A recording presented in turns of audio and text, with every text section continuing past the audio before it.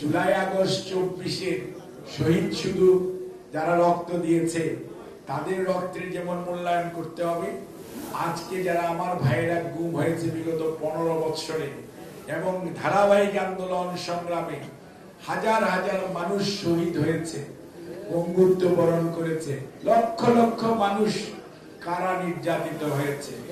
এবং বিভিন্নভাবে ক্ষতিগ্রস্ত, এই মানুষগুলোর অবদানকে অবজ্ঞা করা বা তুচ্ছতাচ্ছিল্য করার চেষ্টা করে বিভাজন সৃষ্টি করে যারা মনে করছেন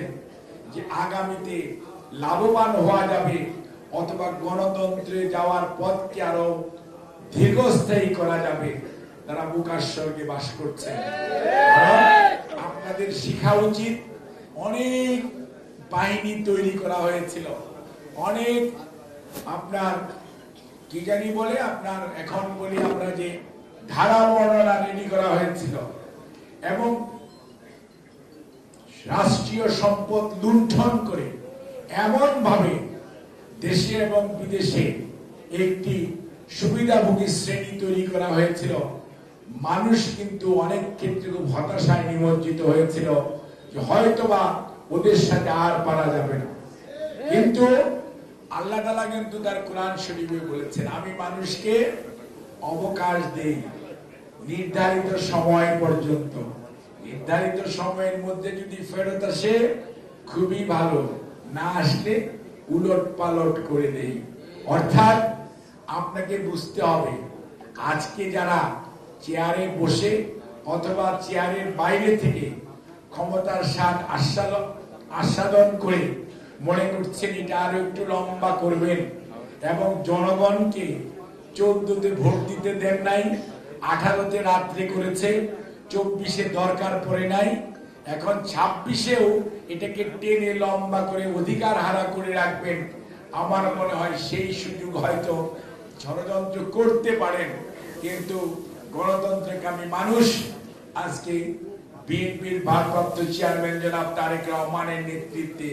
শুধু বিএনপি নয়, গণতন্ত্রকামী মানুষ ঐক্যবদ্ধ এবং দেশের মানুষের আশা এবং ভরসার স্থল গণতন্ত্রের মা দেশনেত্রী বেগম খালেদা জিয়া। উনিও যখন আজকে নির্বাচনে প্রতিদ্বন্দ্বিতা করার জন্য আলহামদুলিল্লাহ ওনার দল ওনাকে নমিনেট করেছে এবং ওনার আগ্রহ আছে, কাজেই সেই অবস্থায় দাঁড়িয়ে গণতন্ত্রকে প্রলম্বিত করার ষড়যন্ত্র এদেশের সাধারণ সংখ্যাগরিষ্ঠ মানুষ কর্ম অবস্থাতেই গ্রহণ করবে না। কাজে এই অবস্থায় আমাদের এখন সবচেয়ে বড় দরকার, সেই 6 নভেম্বর রাত্রে যেমন সিপাহী জনতার ঐক্য হয়েছিল,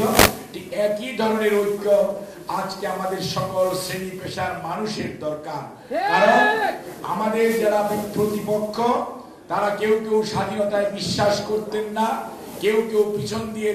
ক্ষমতায় যাওয়ার চেষ্টা করেছেন, কিন্তু আপনার দলের প্রতিষ্ঠাতা শহীদ জিয়াউর রহমান এবং মাননীয় চেয়ারপারসন দেশনেত্রী বেগম খালেদা জিয়া,